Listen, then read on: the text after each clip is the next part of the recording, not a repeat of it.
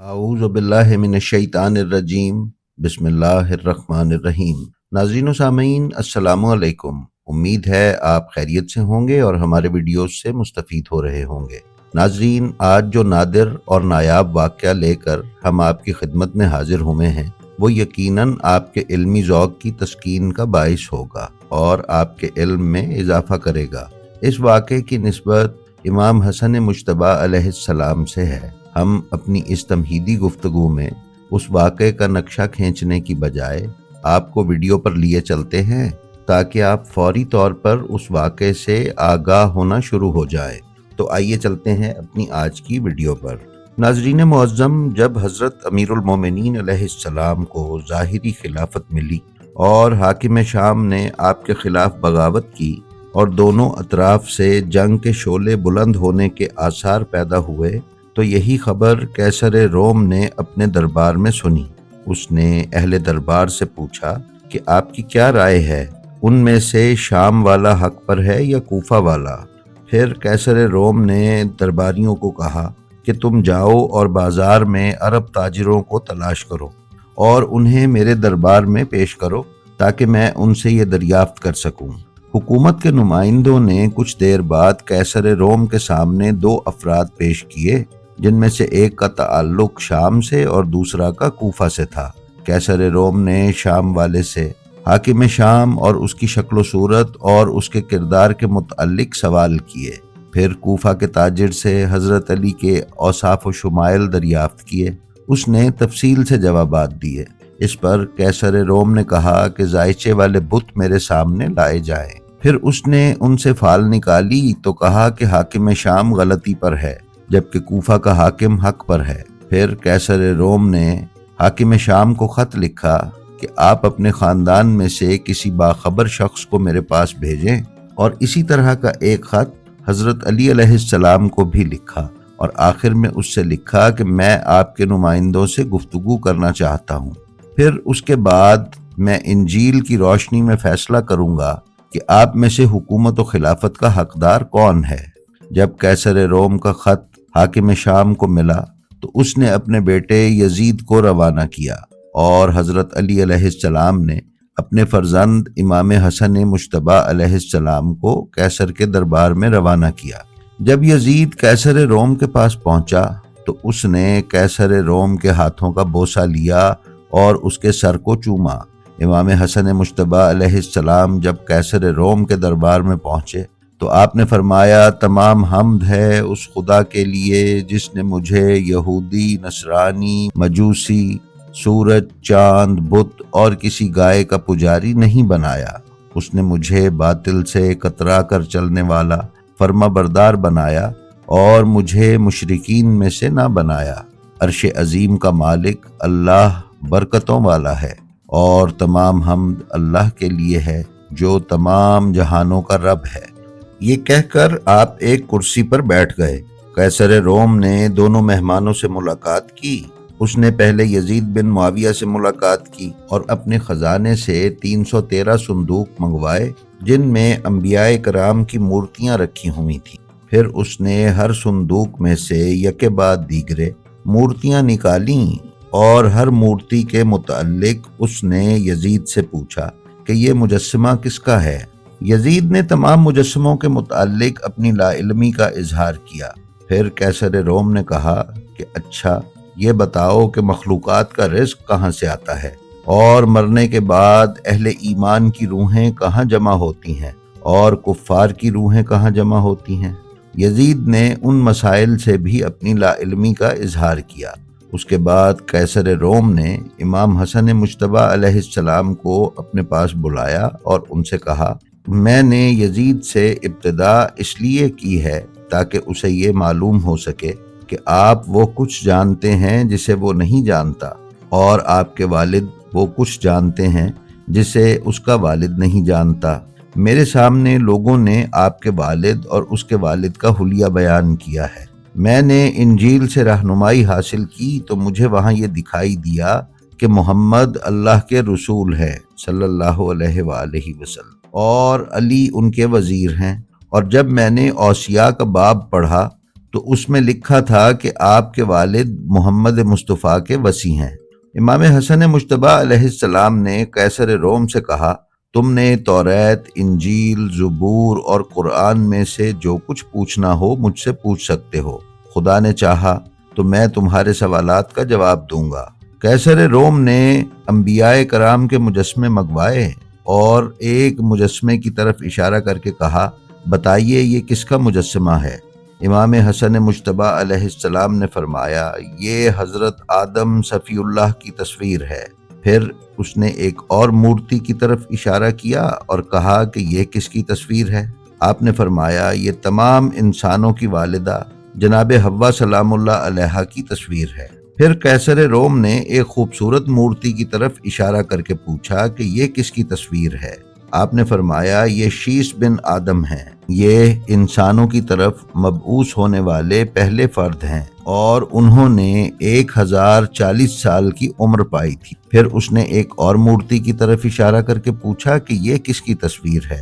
آپ نے فرمایا، یہ صاحب سفینہ حضرت نوح علیہ السلام کی تصویر ہے اور انہوں نے 900 برس تک اپنی قوم کو تبلیغ کی تھی۔ پھر اس نے ایک اور مورتی کی طرف اشارہ کیا اور پوچھا کہ یہ کس کی تصویر ہے؟ آپ نے فرمایا، یہ حضرت ابراہیم علیہ السلام کی تصویر ہے جن کی پیشانی اور سینے کو اللہ نے کھلا بنایا تھا۔ پھر اس نے ایک اور مورتی کی طرف اشارہ کیا اور پوچھنے لگا کہ یہ کون ہے؟ آپ نے فرمایا، یہ حضرت یعقوب کی تصویر ہے جن کا لقب اسرائیل تھا۔ پھر آپ نے بالترتیب حضرت اسماعیل، حضرت یوسف، حضرت موسیٰ، حضرت داؤد، حضرت شعیب، حضرت زکریا، حضرت یحییٰ اور حضرت عیسیٰ علیہ السلام کی تصاویر کا تعارف کروایا۔ بعد ازاں قیصر روم نے آپ کے سامنے انبیاء کے اوصیاء اور وزراء کی تصاویر بھی پیش کیں۔ آپ نے ان سب کی پہچان کی اور سب کے بارے میں بتا دیا۔ انبیاء و اوصیاء کے بعد اس کے کچھ بادشاہوں کی مورتیاں آپ کے سامنے پیش کر کے کہا کہ آپ انہیں پہچانیں۔ امام حسن مجتبی علیہ السلام نے فرمایا، ان کا ذکر توریت، زبور، انجیل اور قرآن میں موجود نہیں ہے، اس لیے یہ بادشاہوں کی تصویریں ہی ہو سکتی ہیں۔ آپ کے جوابات سننے کے بعد قیصر روم نے کہا، اہل بیت محمد، میں آپ کے متعلق یہ گواہی دیتا ہوں کہ خدا نے آپ کو اولین و آخرین کا علم عطا کیا ہے اور اس نے آپ کو تمام جملہ آسمانی کتابوں اور صحائف انبیاء کا علم عنایت فرمایا ہے۔ اس کے بعد قیصر روم نے ایک انتہائی چمکدار مجسمہ آپ کے سامنے پیش کیا اور کہا کہ یہ کس کی تصویر ہے؟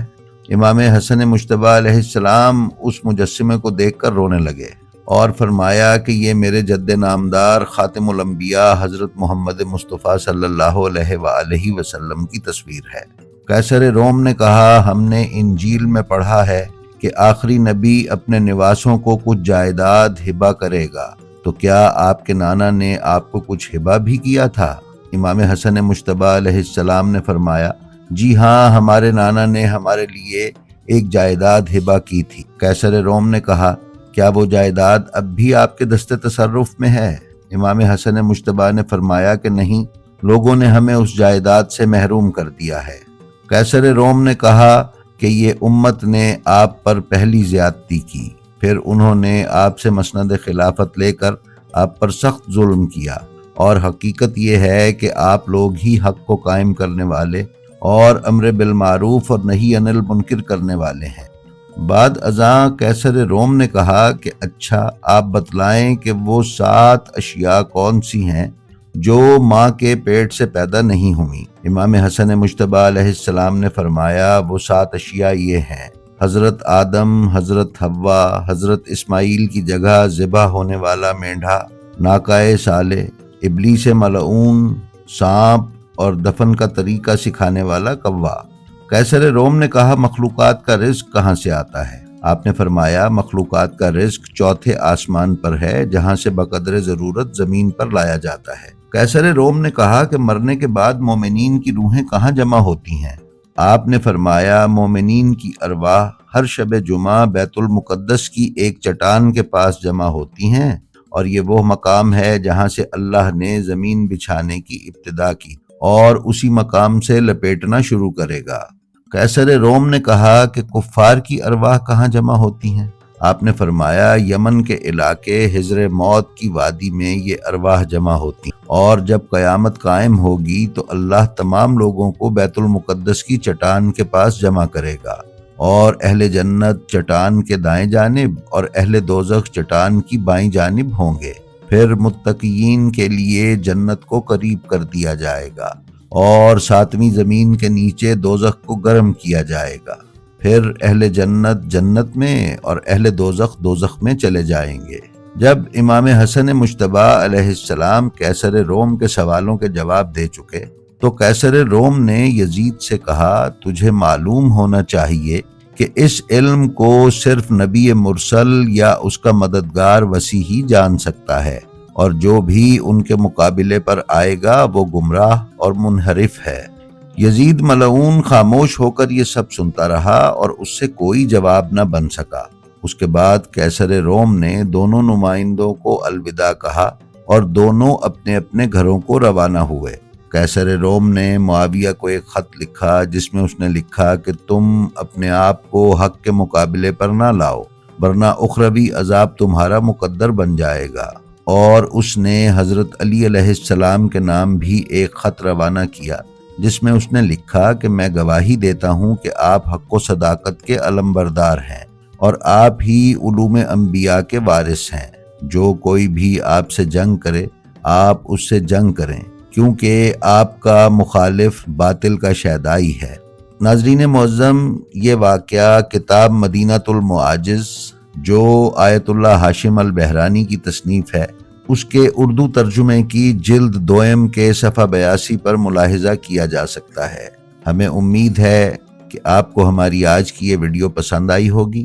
اگر آپ ہمارے چینل بلینڈ آف ہسٹری پر نئے ہیں تو ہم آپ سے گزارش کرتے ہیں کہ برائے مہربانی اسے سبسکرائب کر لیں اور اس کے بیل آئیکن پر کلک کر کے آل نوٹیفیکیشنز کی سیٹنگ کا انتخاب کر لیں تاکہ آپ ہمارے کسی ویڈیو سے محروم نہ رہ سکیں۔ اس کے ساتھ ہی ساتھ ہمارا جو ویڈیو آپ کو پسند آئے اس کا لنک اپنے حلقہ احباب میں شیئر کرنا نہ بھولیں۔ ہماری آپ سے یہ بھی درخواست ہے کہ آپ اپنا اور اپنے متعلقین کا بے حد خیال رکھیں اور خلق خدا میں آسانیاں تقسیم کرتے رہیں۔ خدا آپ کا حامی و ناصر ہو۔ السلام علیکم۔